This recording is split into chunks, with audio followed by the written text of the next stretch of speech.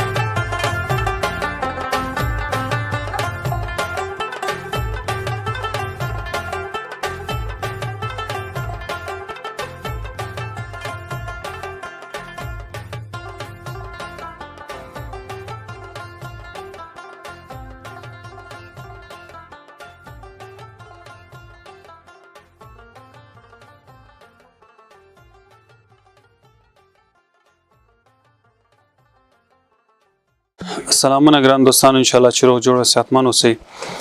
راغلي یو د ننګرهار ولایت سارک ولسوالۍ ته د تل په څېر باندې مختلف برخو کې مې مرستې اماده کړي دي چې لومړۍ مرستې شروع به د سپین ږیرو ته چې مو کوم د ژمي پټوګان او میچنې همدغسې جرافې اماده کړي دي دا به ورته توضیح کوو. نو د پروګرام شروع به د قرآن کریم په ښکلو آیاتونو سره کوو. اول به تلاوت کېږي، لږ وروسته به توضیح شروع کېږي. نو تاسو نو همدغه هیله ده چې تر پایه ملتیا وکړئ. أعوذ بالله من الشيطان الرجيم.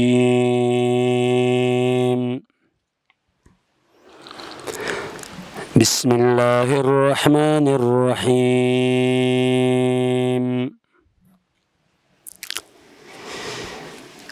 قل إنما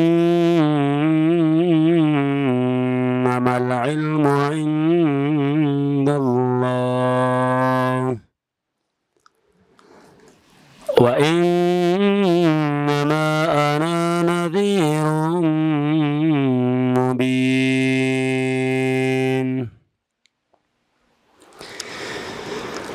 فلما رأوه زلفة سيئت وجوه الذين كفروا وقيل هذا الذي كنتم به تدعون. قل أرأيتم إن أهلكني الله ومن معي أو رحمنا فمن يجير الكافرين من عذاب أليم. صدق الله العظيم.